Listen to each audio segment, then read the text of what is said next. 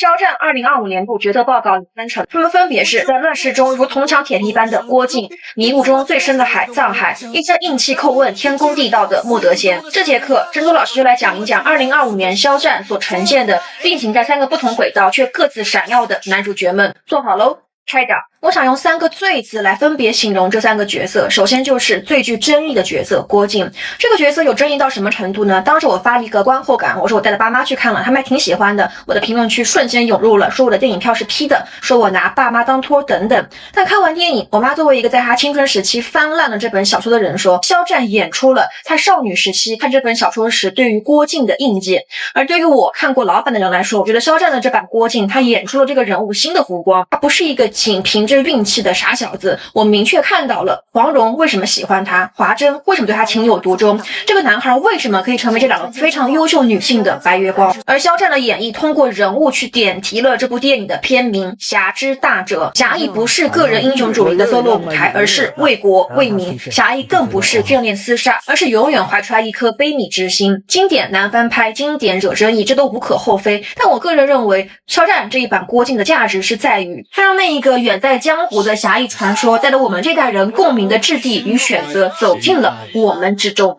接着是最让人心碎的角色藏海。在看之前以为是藏海大人步步为营的热血番，实则是世上再无智奴的永恒磨灭。而藏海传也把这一句世上不存在大快人心的复仇掰开了揉碎了呈现出来。这也是这部剧在结尾时为什么很多观众会对藏海说，智奴啊，安心的睡一个好觉吧，因为大家都太心疼这个角色了。而藏海也是最让我刷新对于肖战演技的一个角色。说实话，他之前的剧我看的并不多，陈情令我也没有看过，但藏海这个角色实则惊艳到我了，他也打破了我对于这个演员这个角色预设的认知。肖战演的不是快意，而是在漫长风雪中跋涉，最终将自己也凝结成一片雪花的寂静悲感。在剧中他演出了很多高光名场面，但是至今日我都印象很深刻的，也非常喜欢的是在朝堂上面一段几十秒的戏。首先他没有被老戏骨们压住锋芒，其次没有舞刀却让人看得酣畅淋漓，是一场伟大的眼神博弈。最后我们来说最不显山不漏水却掷地有声的角色莫德贤。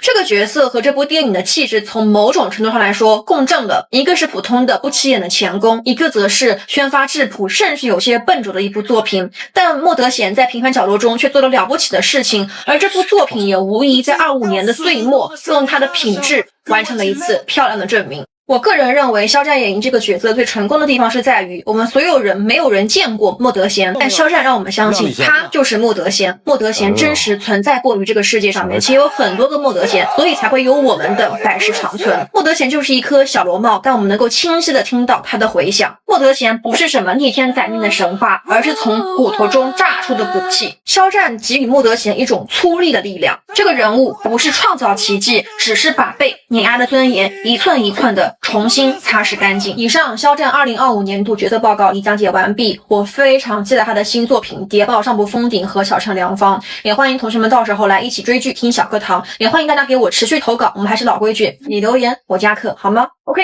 下课。德贤紧致中呢，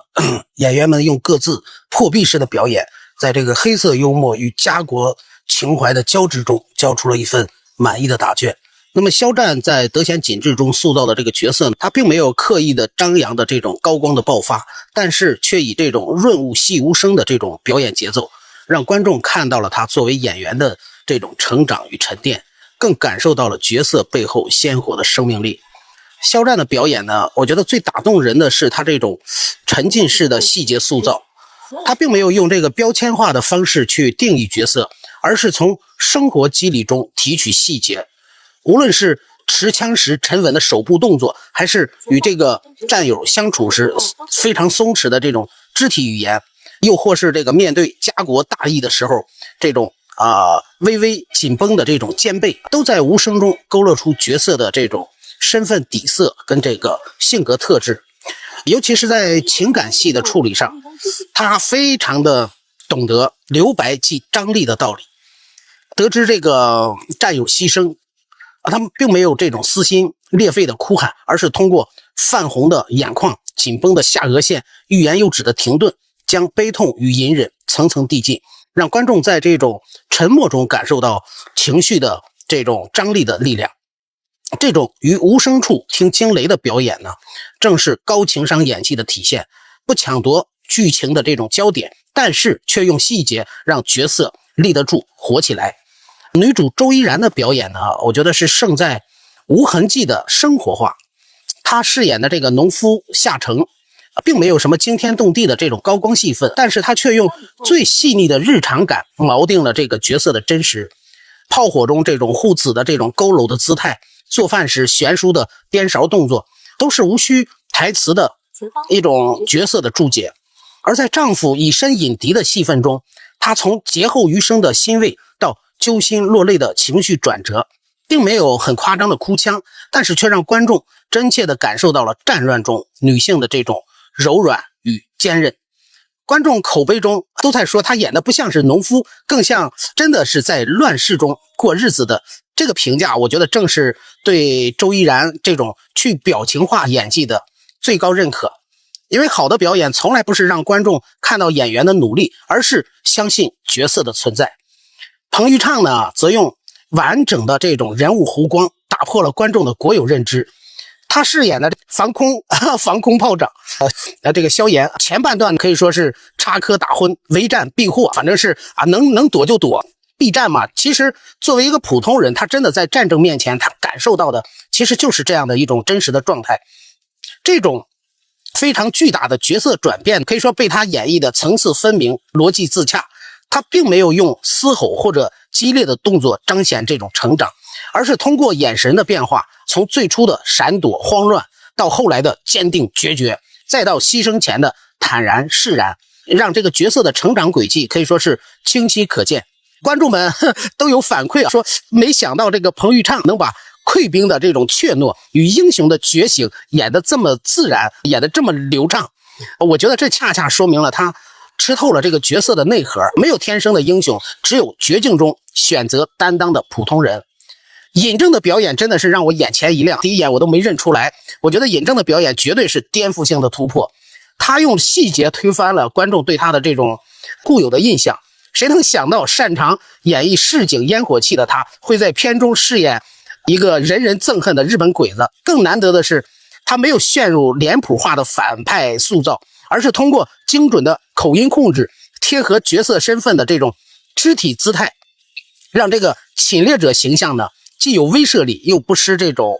怎么讲角色的这种逻辑。有观众就评价，直到看完才反应过来是尹正，明星光环可以说完全让位于角色。这种认不出的评价，正是对演员最高级的勋章。他用专业的功底，在自己与角色之间架起了一座无障碍的桥梁，让观众完全沉浸在这个剧情之中。阿如娜的表演，我觉得则赢在这个精准的气质适配。她摆脱了以往的这种反派大标签，在片中饰演的这个莽村战神，带着一身的这种硬气与血性，硬刚日寇的戏份可以说是张力十足。他并没有刻意的去放大这种勇猛，而是通过挺拔的身形、果决的动作、坚定的眼神，将角色的这种刚毅与赤诚传递的淋漓尽致。都说这个阿如娜的这种硬汉形象太帅了，完全贴合这种角色气质。从这一点上，我觉得也印证了他对角色的这种精准把握。好的表演不仅仅是这个演技的展现，我觉得更是演员与角色气质的一个完美的契合。这种契合能够让观众瞬间带入情境。这个德贤锦志可以说是全员演技在线，超级推荐的一部好片，超赞。